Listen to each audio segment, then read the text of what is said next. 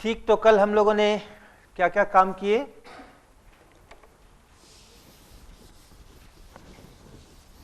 Sine wave की चर्चा की हमने और उसका इक्वेशन हमने लिखा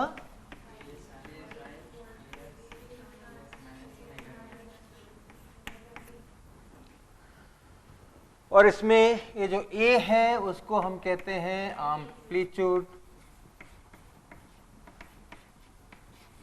इस K को कहते हैं वेव नंबर और ओमेगा को एंगुलर फ्रीक्वेंसी। Very good.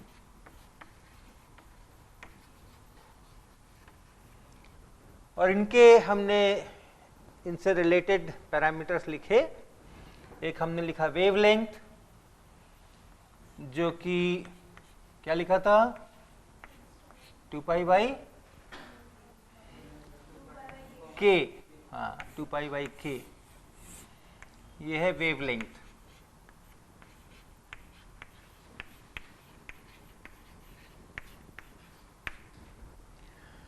इसके बाद हमने लिखा टाइम पीरियड,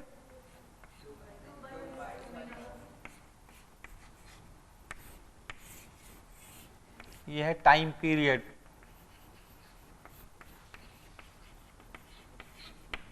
ठीक, वेवलेंथ किसको कहा?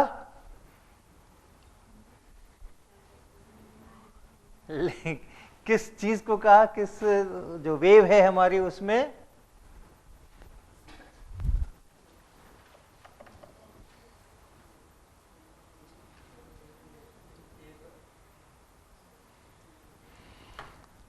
वेवलेंथ हमने कहा, हमारी छड़ी किधर गई? हाँ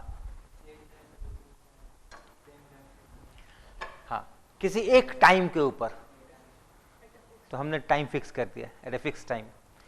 जिन दो पार्टिकल्स के बीच में सेम फेज का मोशन है, मोशन रिपीट हो रहा है, जो इस पार्टिकल का है वही दूसरे किस पार्टिकल का है? इसका, है ना। ये जहां पर है, जितने इसका जो y है और इसका जो y है वो बराबर है। इस वाले की जो वेलोसिटी होगी, अभी मैं चला दूं तो ये जितनी वेलोसिटी से चलेगा और ये जितनी वेलोसिटी से चलेगा वो, और फिर उसका जो डायरेक्शन है, यानी जितने जितने डिस्टेंस पर ये मोशन रिपीट होता हुआ दिखता है अपने को किसी खास टाइम पे, उसको हम लोग वेवलेंथ कहते हैं। और टाइम पीरियड किसको कहते हैं? एक पार्टिकल को देखो, टाइम गुजरने दो, और ये पार्टिकल अपने मैक्सिमम से मिनिमम जाके फिर से मैक्सिमम पर आए, उतना देर एक टाइम पीरियड हुआ। ठीक है, या कहीं से भी अभी इस समय यहां है, फिर दोबारा जब यहां पर आए और जिस डायरेक्शन में चल रहा है उसी डायरेक्शन में चलता हुआ है, उस वो जो टाइम इंटरवल है उसको कहते हैं टाइम पीरियड या आवर्तकाल। और दूसरा टर्म है फ्रीक्वेंसी, है ना। फ्रीक्वेंसी हम कहते हैं 1 बाई टाइम पीरियड। फ्रीक्वेंसी यानी 1 बाई टाइम पीरियड। तो टाइम पीरियड जितना सेकेंड, अगर उसको आप 1 बाई टाइम पीरियड कर दोगे तो उतने सेकेंड इनवर्स को हम लोग फ्रीक्वेंसी कहते हैं। और फिजिकल मीनिंग इसका ये होगा कि एक सेकेंड में इसने कितने बार पूरे टाइम पीरियड कंप्लीट किए, कितनी बार इसने मोशन को रिपीट किया, मैक्सिमम से मिनिमम जाके फिर से मैक्सिमम आना, ये हुआ एक ऑसिलेशंस। तो कितने ऑसिलेशंस पूरे किए, उसको हम लोग फ्रीक्वेंसी कहते हैं। लेकिन ऐसा हिंदी में बोलेंगे कितने ऑसिलेशंस पूरे किए, तो वो पूर्णांक होना चाहिए, 20 ऑसिलेशन किए या 21 ऑसिलेशन किए या 28 ऑसिलेशन किए या 2 ऑसिलेशन किए। लेकिन कई बार ऐसे भी होता है कि अगर जैसा टाइम पीरियड मान लो 5 सेकेंड है, तो एक ऑसिलेशन पूरा करने में 5 सेकेंड लगेगा, तो 1 सेकेंड में कितने ऑसिलेशन किए, तो उसको हम लोग कहते हैं 1/5 ऑसिलेशंस किए, हालांकि बहुत उसका सीधा मतलब नहीं निकलेगा कितने ऑसिलेशंस के, एक तो कम से कम पूरा होने दो तब तो गिनना शुरू करें, 1 2 3 4। लेकिन आप ऐसे सोचो कि यस 1 सेकेंड में कितने ऑसिलेशंस किए उससे ये संबंधित है। लेकिन 1 बाई टाइम जितना आ जाए, 1 बाई टाइम पीरियड जितना आ जाए उसको हम लोग फ्रीक्वेंसी कहते हैं। किस में नापेंगे, किस इकाई में? सेकेंड इनवर्स होगा। 1 बाई टाइम है ना, टाइम पीरियड तो टाइम में नापेंगे, तो 1 बाई सेकेंड इनवर्स होगा, इसको हम लोग हर्ज बोल रहे हैं। तो इसकी जो इकाई बनेगी फ्रीक्वेंसी की, जो कि सेकेंड इनवर्स है, उसी को हम लोग कहते हैं हर्ज। छोटे से लिखोगे कि बड़े से? छोटे एच से लिखोगे कि बड़े एच से? छोटे एच से। हालांकि ये भी नाम है किसी का, किसी इलेक्ट्रिसिटी मैग्नेटिज्म पर जो काम करते रहे हैं ऐसा साइंटिस्ट का नाम है, लेकिन जब हम यूनिट के रूप में लिखते हैं तो छोटे से लिखते हैं, और संक्षेप में लिखना होता है तो कैपिटल एच छोटा जेड ऐसा लिखते हैं, राइट। अब आप ये देखो कि जो हमने यहां ओमेगा लिखा है एंगुलर फ्रीक्वेंसी, वो लिखा है k इंटू वी के लिए, याद है ना? हमने k निकाल के x माइनस वी टी किया था, फिर ब्रैकेट खोला था, तो k इंटू वी के लिए हमने ये ओमेगा लिखा है। तो अगर आप ओमेगा की जगह ये रख लो, यहां से ओमेगा की जगह 2 पाई बाई टी रख लो, और k की जगह पे 2 पाई बाई लैम्डा रख लो, और v बना लो, तो आप पाओगे, क्रॉस मल्टीप्लाई करो, lambda equal to v into T.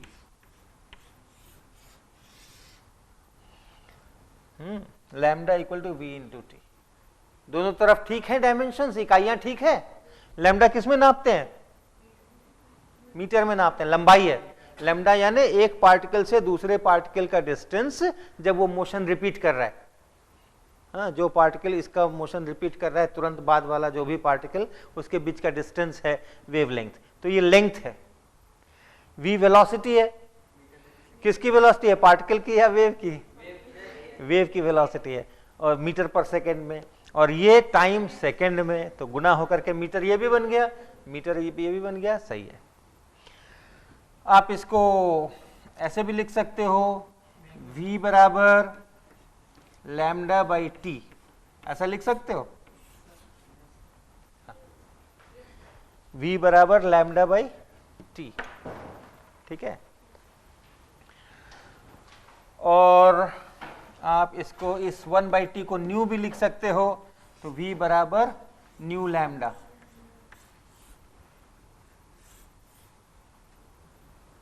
ये तीनों एक ही चीज है, ये तीनों जो है वो एक ही इक्वेशन, अलग नहीं है। इसी को किसी को इधर लिख दिया, किसी को उधर लिख दिया, तो ये सब इक्वेशन बन गए। तो जब जिसकी जरूरत हो इसका इस्तेमाल कर सकते हैं। तो v बराबर लैम्डा बाई टी का जरा यहां से देखना, इसका क्या मतलब हुआ कि वेव टी टाइम, या यहां से देख लो, वेव टी टाइम में कितना दूरी चली? लैम्डा दूरी चली। और टी टाइम, ये टी क्या है? ये पार्टिकल के चलने का टाइम पीरियड है। तो जितने देर में पार्टिकल अपना एक ऑसिलेशन पूरा करता है, ये पार्टिकल अगर टॉप पर है, वहां से फिर बॉटम पे जाएगा और फिर टॉप पे आएगा, उतनी देर में जो वेव चल रही है वो लैम्डा दूरी आगे खिसकेगी, ठीक है ना। जितनी देर में ये यहां से जाकर के यहां आएगा, ये जो वेव आगे बढ़ रही है वो लैम्डा दूरी आगे बढ़ेगी। ये जो आपको ये दिख रहा है, ये यहां से यहां पहुंच जाएगा, ये यहां से यहां पहुंच जाएगा। वेव एक टाइम पीरियड में लैम्डा दूरी आगे बढ़ेगी, एक टाइम पीरियड में हर एक पार्टिकल अपना एक ऑसिलेशन पूरा करेगा, राइट। तो ये रिश्ता है इनका।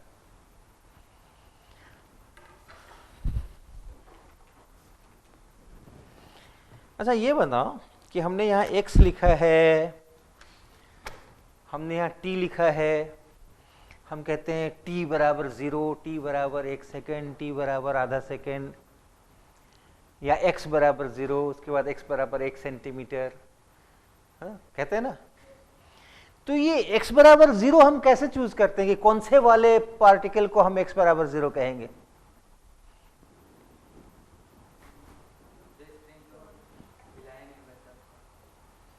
अब ये देखो, ये सारी ये वेव चल रही है ना, ये वेव चल रही है। अब इसमें मैं x इक्वल टू 0 कहाँ रखूं? कहाँ रखूं मैं? इस पार्टिकल को बोलूं x बराबर 0, या इस पार्टिकल को बोलूं, या इस पार्टिकल को बोलूं, या किस पार्टिकल को बोलूं x? यहाँ नहीं, ये तो बहुत ऊंचा हो जाएगा। इस डायरेक्शन में मेरा x है और इस डायरेक्शन में मेरा y है। तो हमें कहना है कि ये वाला जो पार्टिकल है लाल वाला, ये मेरा x बराबर 0 का पार्टिकल है, या ये पार्टिकल जो है जो इस समय यहाँ पर है वो x बराबर 0 का पार्टिकल है, या ये पार्टिकल जो है यहाँ। तो किसी को हम कोई एक पार्टिकल को चूज करना पड़ेगा। इस लाइन के ऊपर हमें x बराबर 0 खुद से चूज करना पड़ेगा, और वो खुद से चूज करने का कोई रूल नहीं है। जो सुविधाजनक लगे वो चूज कर लो, और जब कोई रूल नहीं है, जो सुविधाजनक लगे वो चूज कर लो, तो आप दूसरा चूज कर सकते हो, आप दूसरा चूज कर सकते हो, मैं तीसरा चूज कर सकता हूं। इसी तरह t बराबर 0, कौन से टाइम को मैं t बराबर 0 बोलूं? क्योंकि समय तो उसका तो t बराबर 0 तो ब्रह्मा जी ने बहुत पहले बनाया था, उसको तो करोड़ों साल बीत गए। मेरे को अपना t बराबर 0 चूज करना है इस प्रॉब्लम के लिए। तो किसी क्षण को मैं कहूं कि ये यहां से मेरा काउंटिंग शुरू होगा, ये मेरा t इक्वल टू 0 है, वो भी अपने ही अनुसार चूज करना है।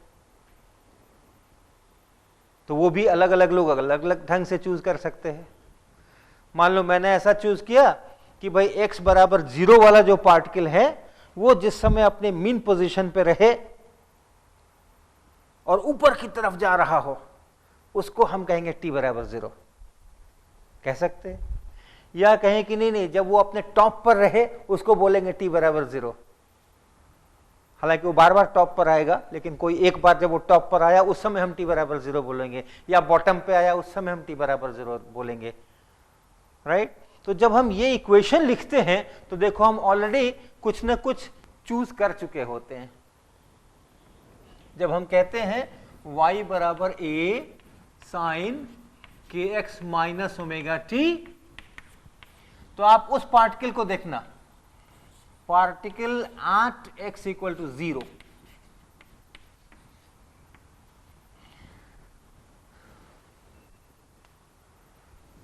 तो हम t बराबर 0 भी ले ले, particle at t x equal to 0, इस पार्टिकल को मैं देख रहा हूं at time t equal to 0। तो y बराबर कितना होगा इसका? 0 हो जाएगा। x भी 0, t भी 0, तो ये 0 का साइन भी 0 होता है, तो y बराबर 0। तो मतलब मैंने ऐसा t इक्वल टू चूज किया था ताकि मेरा ओरिजिन वाला जो पार्टिकल है, x बराबर 0 वाला जो पार्टिकल है, वो अपने मीन पोजीशन पर है। इस समय ऊपर नहीं चढ़ा हुआ है या नीचे नहीं उतरा हुआ है, अपनी मीन पोजीशन पर है। ऊपर जा रहा है कि नीचे जा रहा है? क्योंकि मीन पोजीशन पर दो तरह से हो सकता है, ऊपर जा रहा है या नीचे जा रहा है। इसकी हम वेलोसिटी निकालते हैं। जब y बराबर इतना है तो पार्टिकल की वेलोसिटी, वेव की नहीं, इस पार्टिकल के जिसका डिस्प्लेसमेंट ऊपर नीचे हो रहा है, कैसे निकाला था बोलो? डिफरेंशिएट किया था टाइम की अपेक्षा। क्या निकला था? a cos kx minus omega T और इंटू माइनस ओमेगा, ऐसा। तो आप वेलोसिटी देखो इस पार्टिकल की, x बराबर 0 है, t बराबर 0 है, ये 0 हो गया, cos 0 कितना होता है? 1। तो वेलोसिटी क्या हो गई? वेलोसिटी नेगेटिव है, नीचे जा रहा है। वेलोसिटी नेगेटिव है का मतलब है कि ये नीचे जा रहा है, y डायरेक्शन में, ऊपर नहीं जा रहा है, नीचे जा रहा है। ठीक है। तो अभी जो हमने, अगर हम ऐसा लिख रहे हैं तो हमने t बराबर 0 ऐसा चूज किया है कि वो जो पार्टिकल है इज एट मीन पोजीशन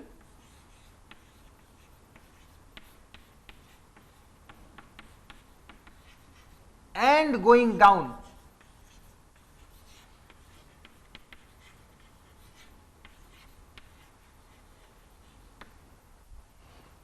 है ना। लेकिन अगर कोई कहे कि नहीं नहीं ये वाला t इक्वल टू 0 मुझे पसंद नहीं है, पार्टिकल जिस समय टॉप पे रहेगा उस समय हम t इक्वल टू 0 बोलेंगे, जैसे अभी इस फिगर में है ये जो पार्टिकल है वो टॉप पर है, टॉप ही पे मान लो उसको, अगर नहीं भी थोड़ा सा इधर उधर है तो इसको कोई कहिए मेरा t इक्वल टू 0 होगा, जिस समय पार्टिकल का y बराबर कितना होना चाहिए, कैपिटल A, और उसका वेलोसिटी कितना होना चाहिए, 0। जब टॉप पे रहेगा तो 0 वेलोसिटी होगी, उसको हम t इक्वल टू 0 कहेंगे। तब ये इक्वेशन नहीं चलेगा, तब ये इक्वेशन नहीं चलेगा। तब कौन सा इक्वेशन चलेगा? तब देखो कौन सा इक्वेशन चलेगा वो हम बताते हैं आपको। तब चलेगा y बराबर a sine kx minus omega t plus pi by 2।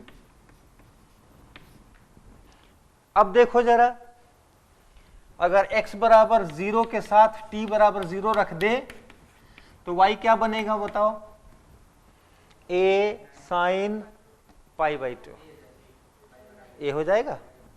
Good, एक खोज रहे थे ना। और वेलोसिटी को देखो, इसका वेलोसिटी लिखो, पार्टिकल वेलोसिटी, डिफरेंशिएट करना उसी तरह से।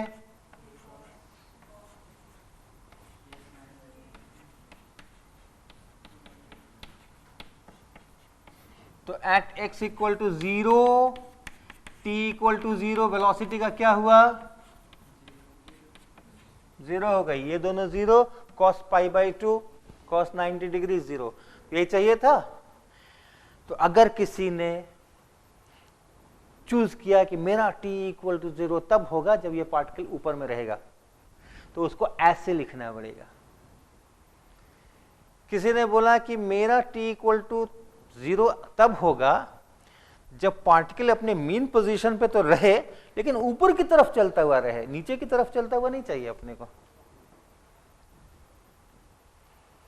मीन पोजीशन पे रहेगा तो एक बार ऊपर जाएगा, फिर एक बार नीचे जाएगा, फिर एक बार ऊपर जाएगा, फिर एक बार नीचे जाएगा, है ना। तो y बराबर 0 रहे लेकिन वेलोसिटी ऊपर की तरफ हो, नीचे नहीं हो। ऐसा लिखने पर वेलोसिटी जो है वो नीचे की तरफ आई थी, उसको क्या करना पड़ेगा, उसको करने पड़ेगा y बराबर a sine kx minus omega t plus pi, ये करना पड़ेगा। अब आप देखो, x बराबर 0 रखो, t बराबर 0 रखो, तो y बराबर क्या निकला, साइन पाई। 180 डिग्री का साइन कितना होता है, 0 होता है। 180 डिग्री का साइन 0 होता है, याद रखना। देखो कैसे याद करोगे वो भी बता देते हैं। ये है शुरुआत, यहां से तुम आगे बढ़ो, एंगल जितना कहा जाए उतना आगे बढ़ो, कहीं पे पहुंचोगे वहां से परपेंडिकुलर डालो, ये है परपेंडिकुलर और ये है हाइपोटेन्यूज। साइन निकालना है तो ये p की लंबाई बटा ये h की लंबाई। तो जब आप करते करते 90 डिग्री पे आ जाओगे और यहां से परपेंडिकुलर डालोगे तो इतना बड़ा p हो जाएगा और वही हाइपोटेन्यूज भी हो जाएगा, तो साइन पाई बाई 2 बराबर 1। जब आप और आगे बढ़ जाओगे, इतना बड़ा एंगल होगा तुम्हारा, 120 डिग्री का साइन निकालना है, तो 120 डिग्री का कोण बनाएंगे, यहां पहुंचेंगे, परपेंडिकुलर डालेंगे, ये परपेंडिकुलर है, ये हाइट है। और आगे बढ़ो, 170 डिग्री का बनाना है, यहां पहुंच गए, परपेंडिकुलर डाला, ये परपेंडिकुलर हुआ और ये h हुआ, 180 डिग्री पहुंच गए। अब कहां पहुंच गए हम, 180 डिग्री का करना है, साइन 180 डिग्री निकालना है। तो यहां से चले चले चले चले, ये 90 पहुंचे, ये 180 डिग्री पहुंचे, एक लाइन खींचे, यहां पहुंचे, वहां से परपेंडिकुलर डाला एक्स एक्सिस के ऊपर, कितना लेंथ आया, 0 लेंथ आया। और परपेंडिकुलर बाय हाइपोटेन्यूज करना है, तो 0 बटा हाइपोटेन्यूज करोगे तो 0 आएगा, तो साइन ऑफ पाई इज 0।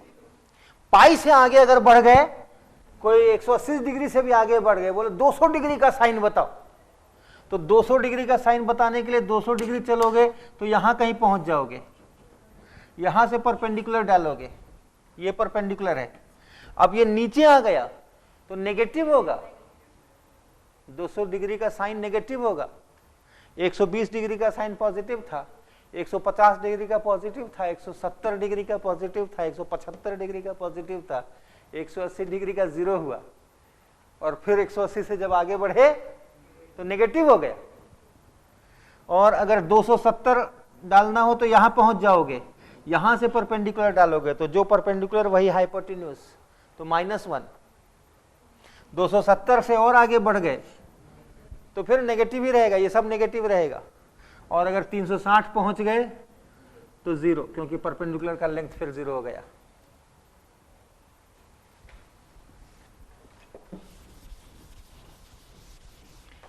तो साइन पाई बराबर 0, तो y बराबर 0। और वेलोसिटी, पार्टिकल की velocity minus a omega cos के x minus omega t plus pi. Cos of pi, cos कैसे लिखते हैं? बेस बटा हाइपोटेन्यूज, ऐसे लिखते हैं ना। ये है बेस, इसमें भाग लगाना है, परपेंडिकुलर डालने के बाद इसमें भाग लगाना है।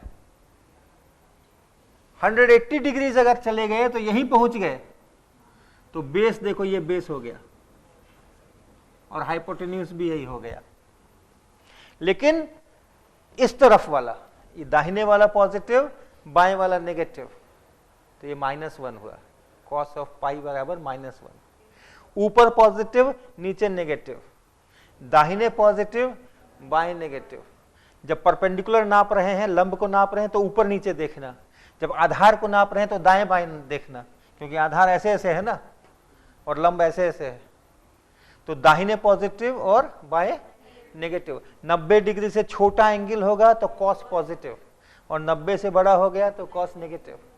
तो ये -1 हो गया, और ये जब -1 हो गया तो ये हो गया प्लस a ओमेगा। तो किसी ने अगर बोला कि मेरा t इक्वल टू 0 ऐसा है कि उस समय x इक्वल टू 0 वाला पार्टिकल अपने मीन पोजीशन पर है, यानी y बराबर 0, और ऊपर की तरफ चल रहा है, तो उसको यहां पे प्लस पाई लगाना पड़ेगा।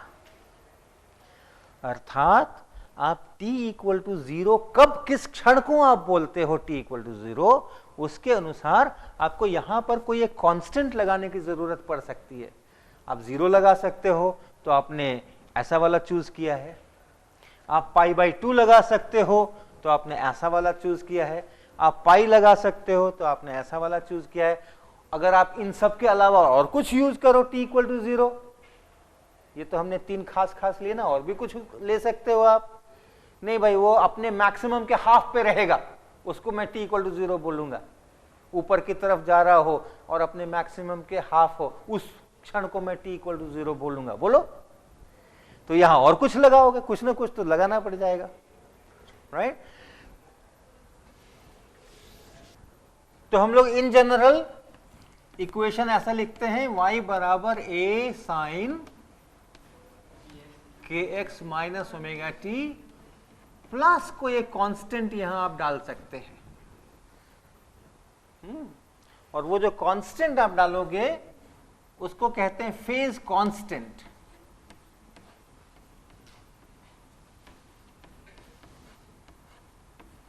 और ये फेज कांस्टेंट आप पर डिपेंड करेगा, depends on how x equal to 0, t equal to 0 are chosen.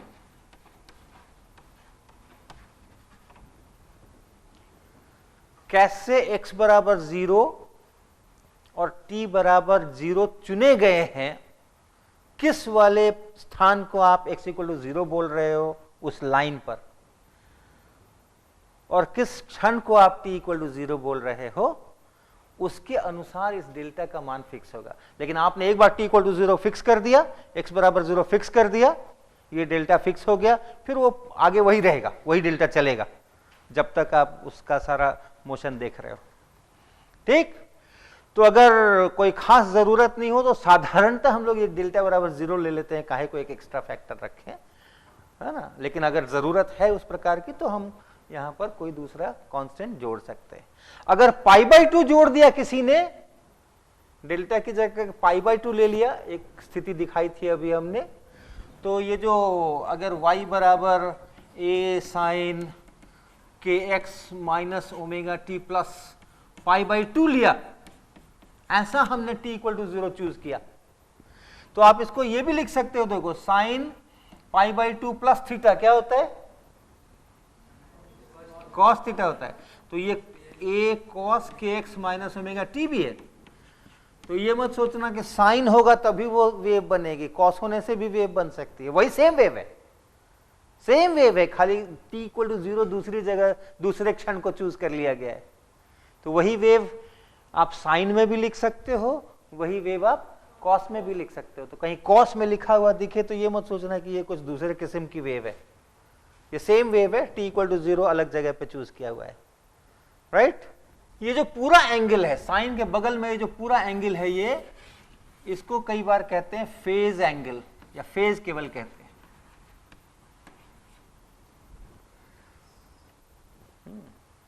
समय बदल रहा है, ये एंगल बदल रहा है, तो हम कहते हैं फेज चेंज हो रहा है।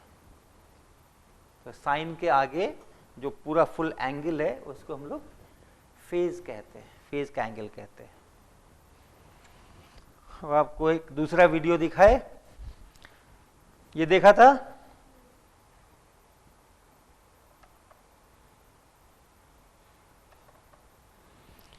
अब ये देखो,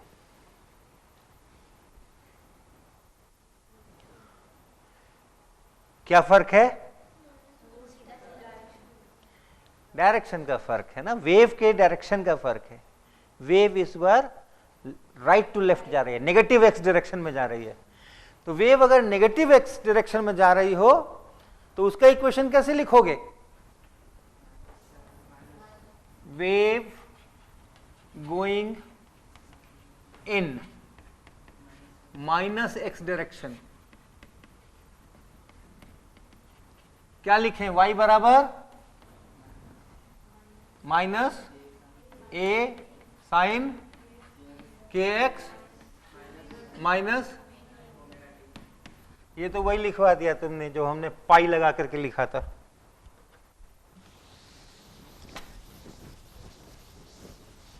अगर आप यहां पे पाई लिख दो, किसी ने ऐसा t इक्वल टू 0 चूज किया कि ये पाई हो गया, यहां पे sine pi plus theta minus sine theta, pi से उधर चले गए ना तो अब नीचे जाएगा लंब, तो ये हो गया माइनस ए साइन के एक्स माइनस ओमेगा टी। ये तो पहली वाली वेव हो गई, खाली t इक्वल टू 0 दूसरी जगह किसी ने चूज कर लिया, ये तो पहली वाली वेव हो गई, ये वाली वेव नहीं हुई, ये वेव नहीं हुई, ये तो ये नेगेटिव एक्स डायरेक्शन में जा रही है, वो तो पहली वाली तो पॉजिटिव एक्स डायरेक्शन में जा रही थी, उसका इक्वेशन है ये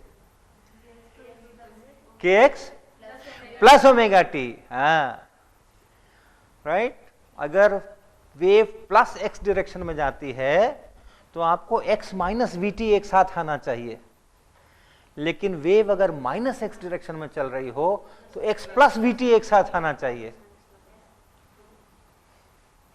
ठीक, तो इसका इक्वेशन ऐसा नहीं लिखेंगे, इसके यहां प्लस लगाएंगे, और प्लस अगर आपको कहीं t और कहीं लेना हो तो प्लस डेल्टा लगा सकते हो, प्लस π/2 लगाओ, प्लस पाई लगाओ, प्लस 3π/2 लगाओ, प्लस π/3 लगाओ, कुछ भी लगाओ, आप डेल्टा एक यहां पे लगा सकते हो, but this should be plus.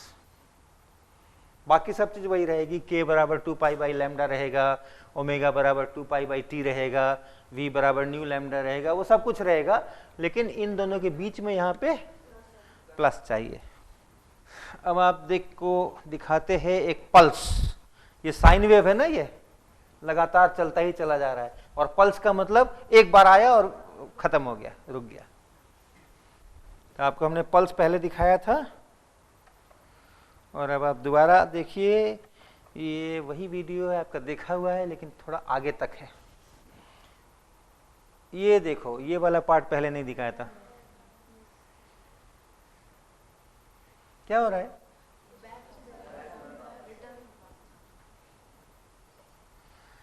हाथ यही हिला रहे हैं या वो भी हिला रहे हैं? वो भी हिला रहे हैं। देखना, फिर से देखना ठीक से, उनको देखना, वो जो लेफ्ट में है बैठे हुए उनको देखना।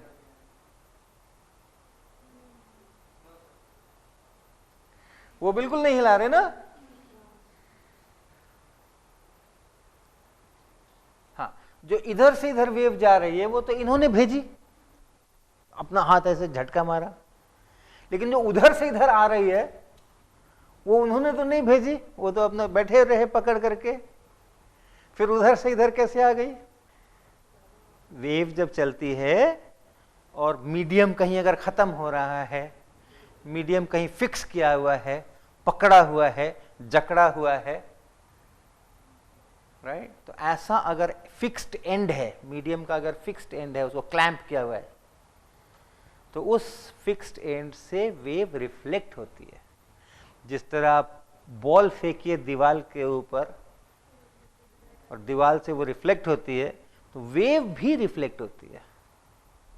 मटेरियल नहीं, मटेरियल जाके टक्कर नहीं मार रहा है वहां, लेकिन वेव जो है वो खुद रिफ्लेक्ट हो रही है। तो फिक्स्ड एंड पे अगर वेव जाती है तो वहां से रिफ्लेक्ट होती है। तो प्लस एक्स डायरेक्शन में अगर जा रही थी और ये एंड इसका पकड़ा हुआ है, फिक्स किया हुआ है, तो वो वहां जाने के बाद वापस लौटेगी। अच्छा, ये वापस लौटती हुई और जो जा रही थी, उसमें दोनों का कंपैरिजन करना, कुछ उसमें भी फर्क महसूस हो रहा है क्या? हाँ, तो शुरुआत में जब यहां से जा रही है वेव, तो उसकी क्या क्या ज्यादा थी? वाई, हाँ, डिस्प्लेसमेंट, जो मैक्सिमम डिस्प्लेसमेंट है वो ज्यादा था। अभी जो मैक्सिमम डिस्प्लेसमेंट है वो कम हो गया है। हाँ, ठीक। और हाँ हाँ बोलो। स्पीड भी ज्यादा थी। अच्छा, ठीक है, देखें एक बार, स्पीड को देखें फिर से, देखना, ध्यान देना, पूरा समय देखना, अंदाजा करना यहां से यहां पहुंचने में कितना समय लगा और यहां से यहां पहुंचने में कितना समय लगा। कम ज्यादा दिखता है या लगभग एक सा दिखता है?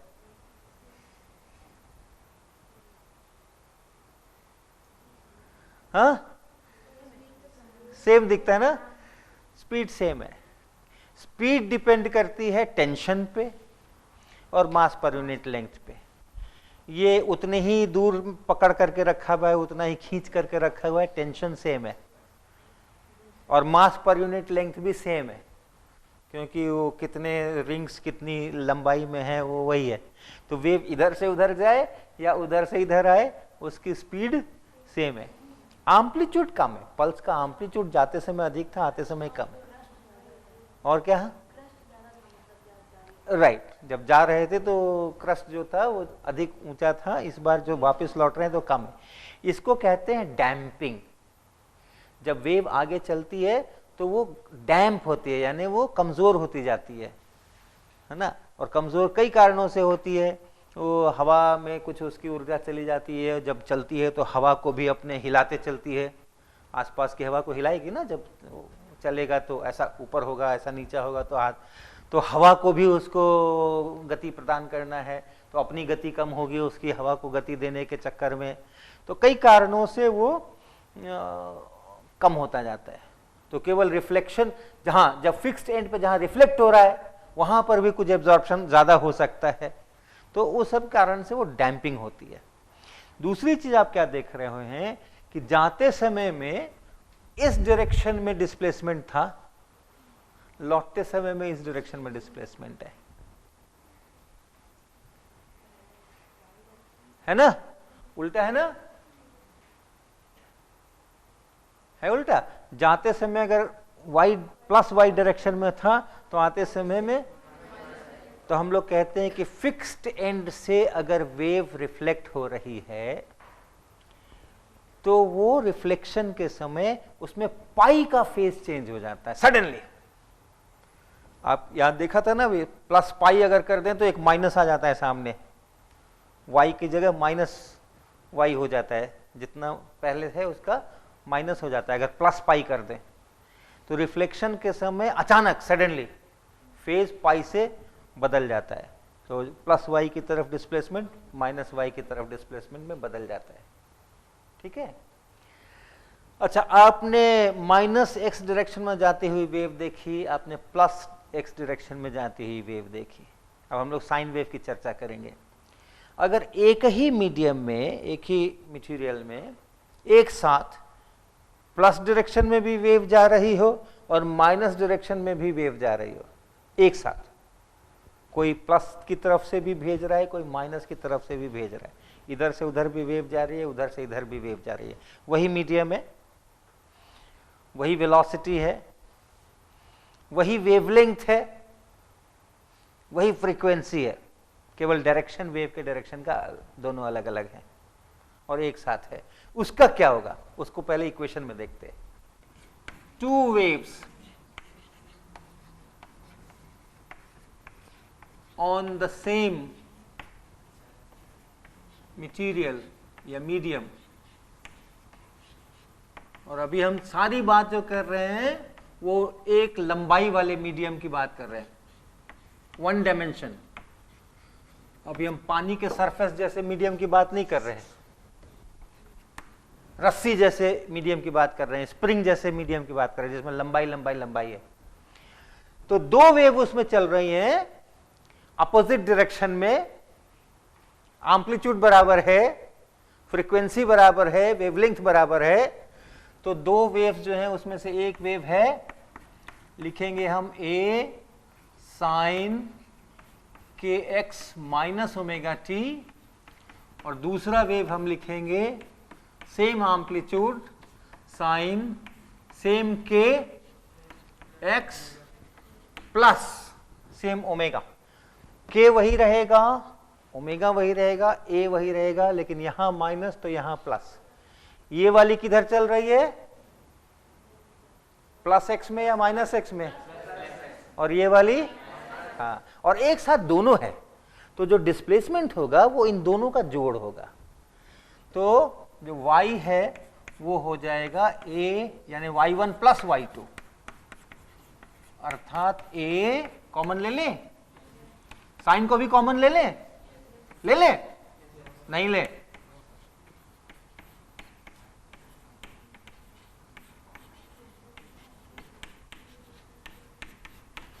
इन दोनों में से साइन को कॉमन ले ले बाहर, हाँ, इन दोनों में से साइन को कॉमन ले ले बाहर, और फिर ये लिख दे और उसके बाद ये लिख दे।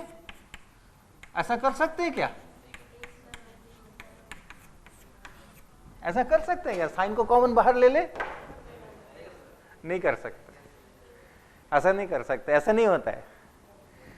Sign A plus sine B ये बराबर sign A plus B, sign A plus B नहीं होता है, इसमें से साइन कॉमन नहीं ले सकते हो। हाँ, साइन ए प्लस बी को अगर खोलना होगा तो sign A plus sine B नहीं बनेगा। हाँ हाँ, ऐसा नहीं कि sign A plus sine B खोल दो और इसी तरह यहां कॉमन ले लो, ऐसा नहीं करना।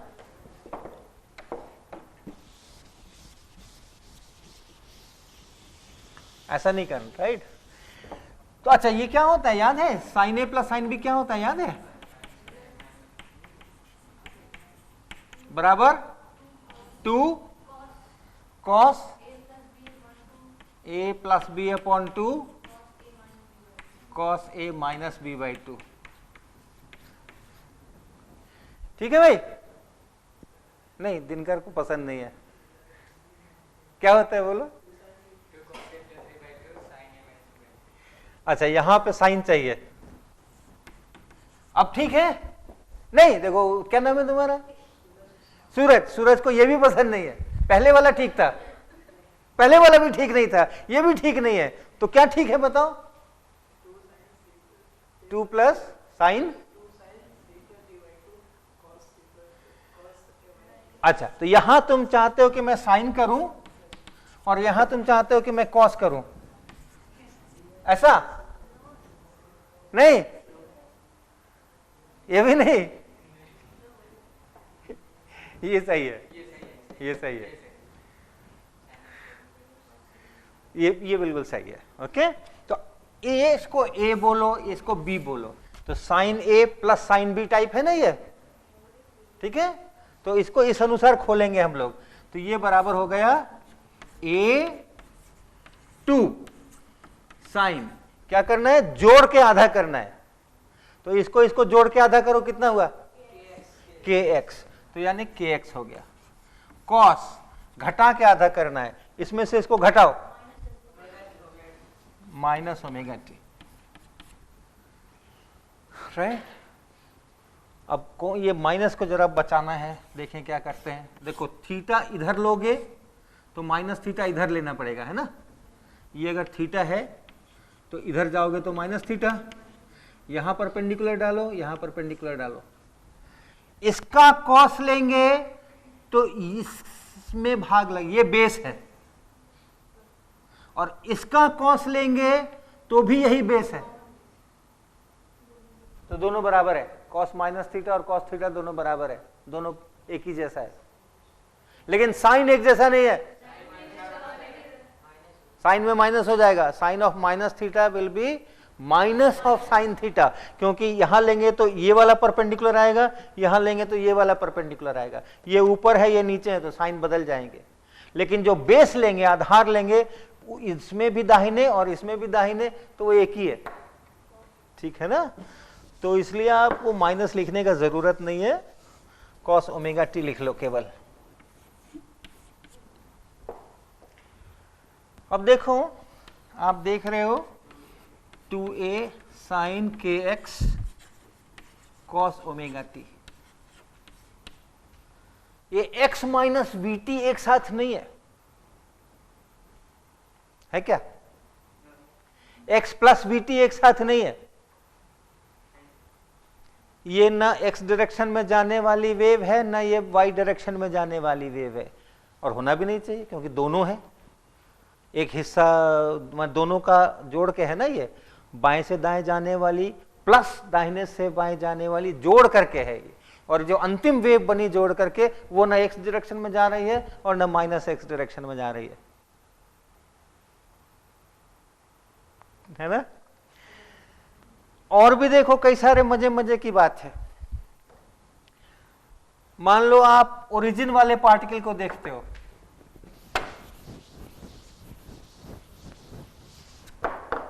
हमारा ये जो वेव है वो है 2a sine kx cos omega t. उस पार्टिकल को देखिए, particle at x equal to 0, x equal to 0 रख दो, क्या हुआ? y बराबर 0 हो गया, बिना टाइम का वैल्यू रखे हुए। Particle at x equal to 0, y equal to 0 for all t, ये महत्वपूर्ण बात है, मतलब समय बदल रहा है और ये पार्टिकल हिल ही नहीं रहा है। वेव आ रही है, इधर वाली भी आ रही है, उधर वाली भी आ रही है, और ये पार्टिकल हिल ही नहीं रहा है, इसका y हमेशा 0 पड़ा हुआ है। पकड़ के रखा है क्या? पकड़ के रखना जरूरी नहीं है, पकड़ भी सकते हैं लेकिन जरूरी नहीं। अगर ये दोनों वेव्स उस पर चल रही हैं, अलग अलग दोनों वेव देखी थी ना हमने, पूरी चल रही है यहां से वहां, और x इक्वल टू 0 तो हम अपने अनुसार चूज कर सकते थे ना, और t इक्वल टू 0 हमने एक खास ढंग से चूज किया है ताकि हमें ये डेल्टा नहीं लिखना पड़ा। लेकिन वो दोनों मिलकर के ये हमेशा के लिए ये स्थिर हो गया। और देखो, particle at x equal to pi by k,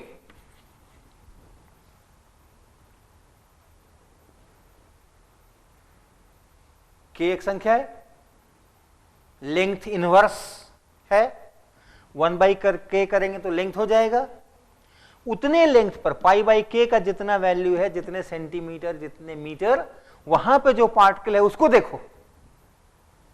के एक्स बराबर कितना, के एक्स बराबर पाई, तो y बराबर कितना,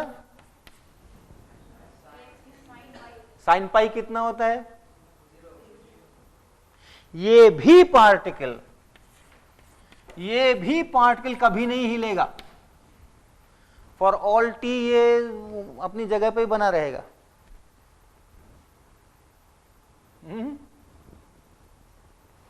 इसी तरह से x बराबर 2 पाई बाई के, इसका भी देख लो, के x बराबर 2 पाई, इसका भी y हमेशा 0 बना रहेगा।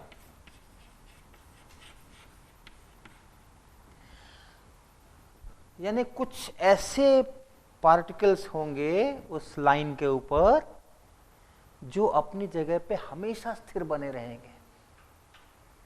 लेकिन सभी पार्टिकल स्थिर नहीं है, ये नहीं कि इधर की वेव उधर की वेव कैंसिल हो गई, कुछ नहीं हो रहा है, ऐसा नहीं है।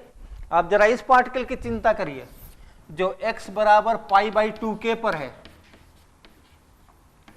Particle at x equal to pi by 2k, तो इस पार्टिकल के लिए kx बराबर कितना हुआ, kx बराबर पाई बाई 2 हुआ, साइन kx 1 हुआ, तो y इक्वल टू 2a, ये तो बढ़िया ऑसिलेट कर रहा है, टाइम बदल रहा है। cos ओमेगा t का वैल्यू 1 से -1, -1 से 1, फिर 1 से -1, 1 से माइनस होता रहेगा ना। t अगर लगातार बढ़ता रहे, एंगल अगर लगातार बढ़ता रहे, 0 से 90, 180, 270, 360 और आगे 450 लगातार बढ़ता ही रहे, तो बार बार cos थीटा जो है वो 1 से -1, फिर -1 से +1, फिर अर्थात इसका मैक्सिमम डिस्प्लेसमेंट होगा 2a, इसका मिनिमम डिस्प्लेसमेंट होगा -2a, और वो 2a से और वो -2a तक ऑसिलेट करेगा। तो ऐसा नहीं है कि सभी पार्टिकल चुपचाप बैठे हुए हैं, कुछ पार्टिकल चुपचाप बैठे हुए हैं, कुछ पार्टिकल ऑसिलेट कर रहे हैं।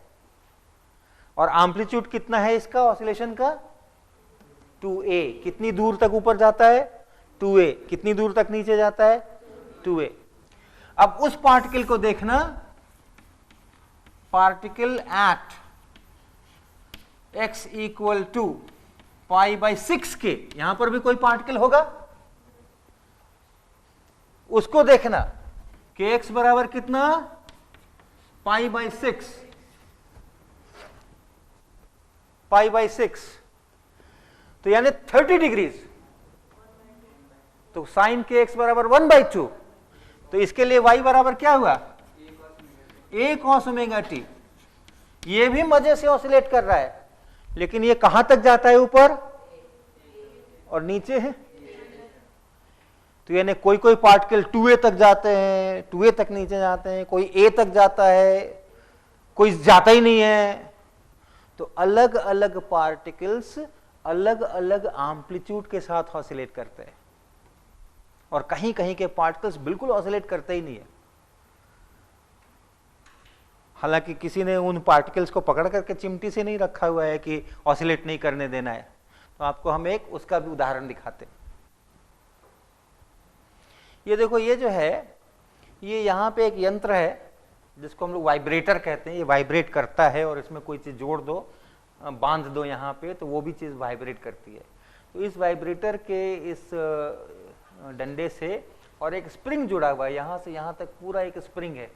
अभी दिखेगा आपको जब हम नज़दीक से दिखाएंगे। ये यहाँ से लेकर यहाँ तक एक स्प्रिंग जोड़ा हुआ है, और ये स्प्रिंग यहाँ पे फिर बांध दिया गया। तो एक एंड यहाँ बांध दिया, एक एंड यहाँ बांध दिया। अब जब ये वाइब्रेट करेगा तो इधर से ऐसा वेव भेजेगा। वो भैया हाथ से ऐसा वाइब्रेट कर रहे थे ना पल्स भेजने के लिए, तो ये जो है वो एक ही बार ऐसा पल्स नहीं भेजेगा, वो लगातार टक टक टक टक टक टक टक वाइब्रेट करता रहेगा।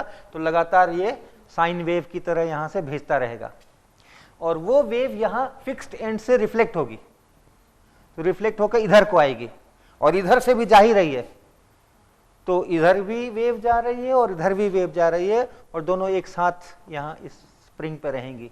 तो उसी तरह की सिचुएशन हो गई जैसे मैंने वहाँ दिखाया था। तो अगर मैंने वहाँ सारा गणित किया है वो सब सही सही हो, तो इस स्प्रिंग पे कुछ ऐसी जगह होना चाहिए जहां के रिंग कहें कि मैं तो हिलूंगा ही नहीं, और कुछ ऐसे होने चाहिए जहां के रिंग्स काफी काफी हिल रहे होंगे, कुछ होंगे जो कम हिल रहे होंगे। तो आप देखो वैसा होता है क्या।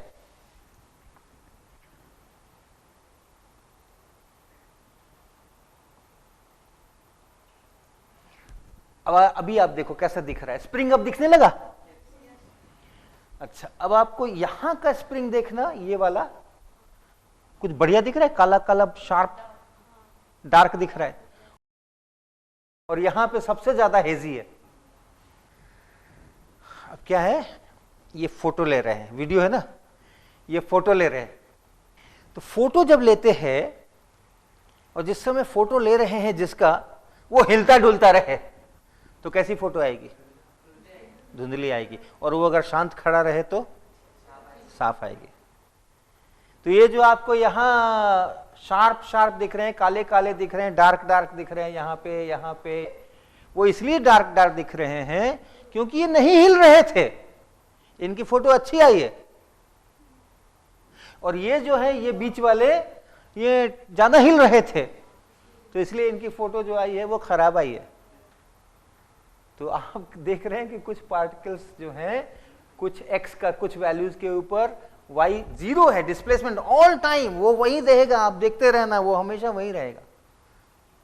अब आप देखो, यहां वाले रिंग्स को देखो और यहां वाले रिंग्स को देखो, फर्क दिख रहा है।